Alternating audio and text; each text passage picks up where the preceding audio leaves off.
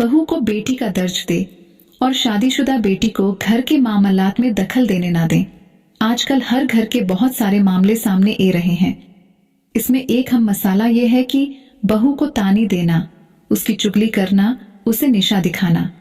जब आपकी बेटी की शादी हो जाती है तो आप हर वक्त यही प्रार्थना करते हैं कि उसे अच्छा ससुराल मिले, उसके ससुराल उसे वैसा ही प्यार करें, उसका वैसे ही आधार सम्मान करें जैसा उसके साथ अपने मायके में होता है। लेकिन जैसे ही बहू आ जाती है तो बहू के साथ जरा भी कंप्रोमाइज करने के लिए तैयार नहीं रहते। बस कुछ ही दोनों में तानी मारना शुरू कर देते हैं और अपने सेज रिश्तेदारों में उसकी बुराई करना शुरू कर देते हैं। सबके दिलों में उसके नफरत भरना शुरू कर देते हैं ताकि हर कोई उसे बड़ा समझे। उसे समझ नहीं से संबंधित एक लड़की अपनी कहानी बताते हुए कहती है, पहले मैं और मेरी सा एक दूसरे की बहुत इज्जत करते थे।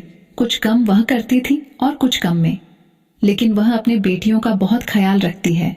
वह उनके लिए बहुत कुछ खरीदता है, मगर मेरे लिए कुछ नहीं खरीदा। कोई चीज उपहार के रूप में भी मेरे लिए नहीं खरीदी, लेकिन मैंने कभी इस बात की शिकायत नहीं की। मेरी नंदों को यह बिल्कुल भी सहन नहीं होता कि मेरी सा मेरे साथ हंस कर बात करती है, इसलिए वह मेरे खिलाफ उनके कान भाड़ते हैं। और मेरे सुमा भी अपनी बेटियों के बटन में आकर मुझे तानी मारती हैं।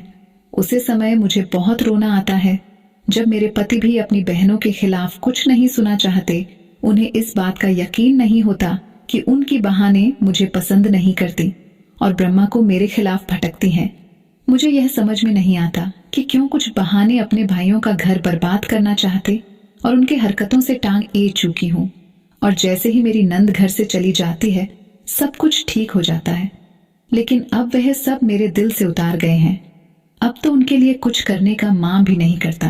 काश कि वह मुझे अपनी छोटी बहन समझकर मेरे साथ प्यार से रहती और मेरा भी वैसे ही आधार सम्मान करती जैसे मैं उनका किया करती थी।